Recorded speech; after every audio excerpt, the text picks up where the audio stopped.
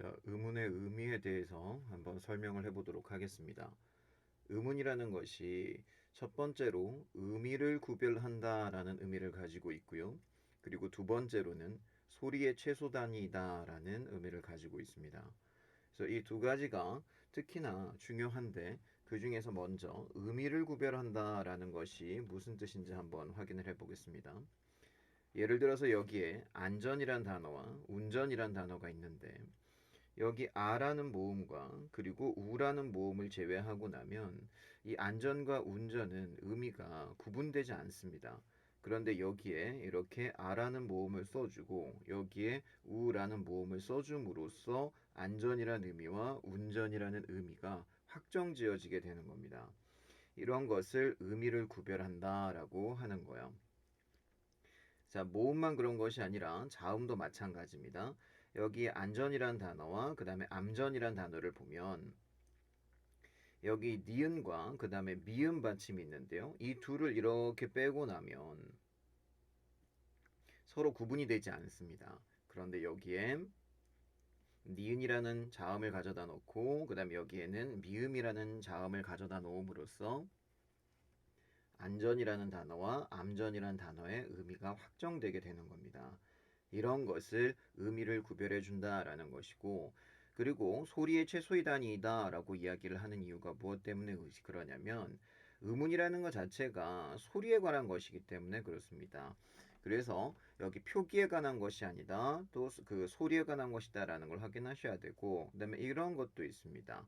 예를 들면 밥 먹었어 라고 이야기하는 것과 그 다음에 밥 먹었어 라고 해서 끝을 이렇게 올려서 발음하는 것이 의미가 달라집니다.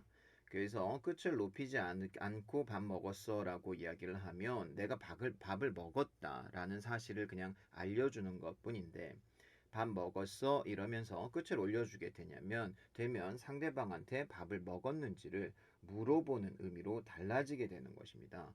이렇게 높게 발음하느냐 낮게 발음하느냐 이런 것에 의해서도 의미가 구별을 되고 의미를 구별하는 것은 아까 얘기했던 것처럼 의문이라고 얘기를 했으니까 높게 발음하는 것 또는 그냥 평소형으로 똑같이 발음하는 것 이것도 의문의 분류에 들어가고 그렇기 때문에 의문은 의미를 구별해 주는 그 다음에 소리의 최소의 단위다라는 의미가 꼭 필요한 것입니다.